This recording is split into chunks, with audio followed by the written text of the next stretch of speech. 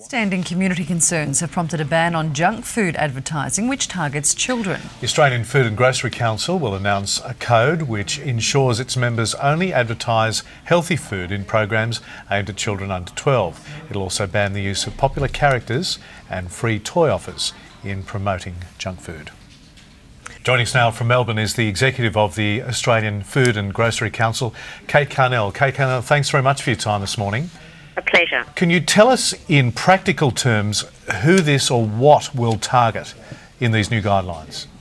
What it will mean is that only products that represent healthy daily dietary choices consistent with scientific or Australian government standards will be able to be advertised on programs that are aimed at primary school age children. And in our initiative we outline a whole range of television programs that would fit in that sort of category. It also, though, covers interactive games, advertising to school, product placement, use of cartoon characters, those sorts of things as well. But this is voluntary, is it not? What it is, yes, it is voluntary, but what will happen is that it's very transparent to the community. So as companies sign up to this initiative, they'll put on the public record a company action plan, which will tell the community exactly how they plan to comply with the initiative. For many companies, they'll say, look, we won't advertise any of our products during those television shows.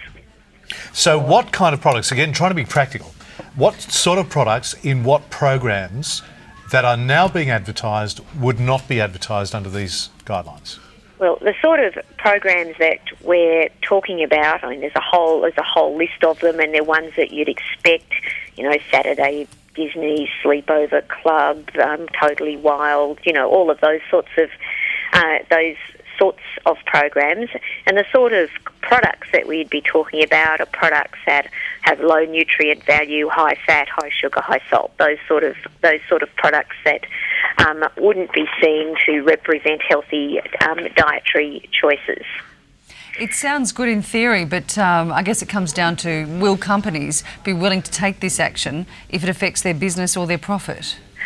Look, it's been an initiative from the industry that's brought this forward. We understand community concern in this area. Now, it's true that there isn't any particular evidence that links advertising directly with childhood obesity, but there is significant community concern in this space, and we believe that this is a partnership. Parents have a role to play, government has a role to play, and industry has a role to play. These action plans will be on the public record, and where a company determines that they will advertise their products to to these primary school age children, they'll have to put the scientific basis upon which they made those decisions for public scrutiny.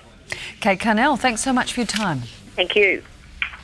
Joining us now is the Senior Advisor at the Obesity Policy Coalition, Jane Martin. Jane Martin, thanks so much for joining us. Now, this ban announced by the Australian Food and Grocery Council is not enforceable. Should it be? Well, we're calling for enforceable restrictions that really act to protect children from junk food marketing.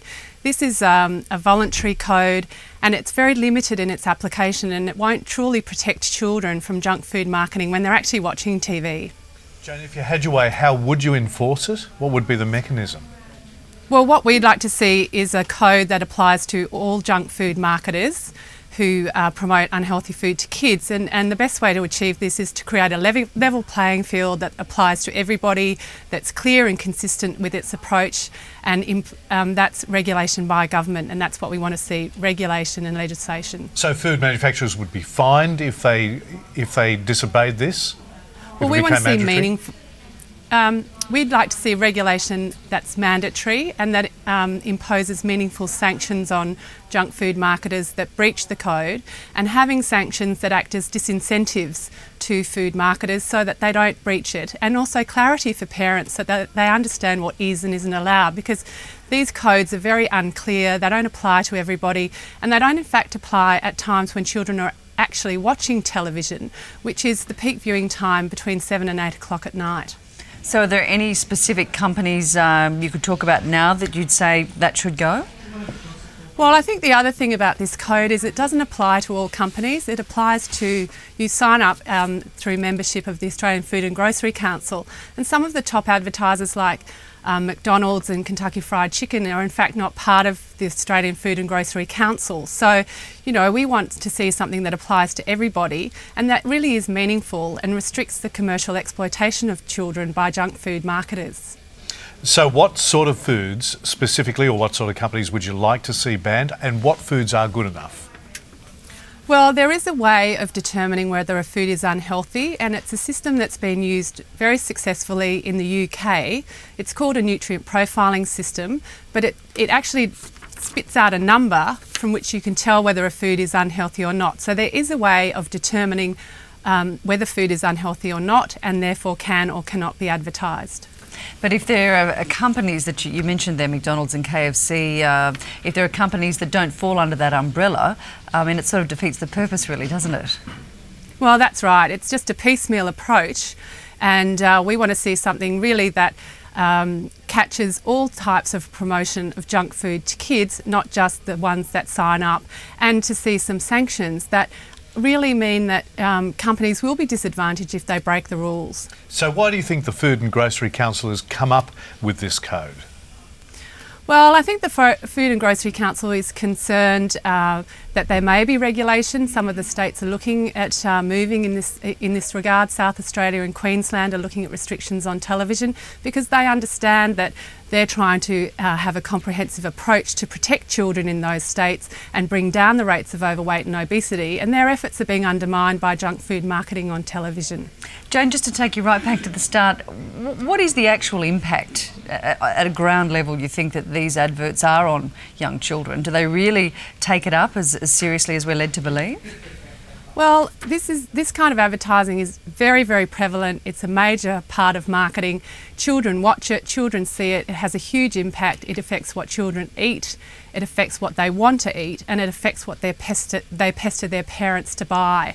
And there's many reviews of the evidence which show that it's having an impact, and as part of a comprehensive approach, we need to restrict this type of marketing to kids to truly protect their health and to ensure that they're not going to develop diseases like cancer and diabetes, heart disease into the future, because with nearly a quarter of children overweight or obese, the future problems to health are huge.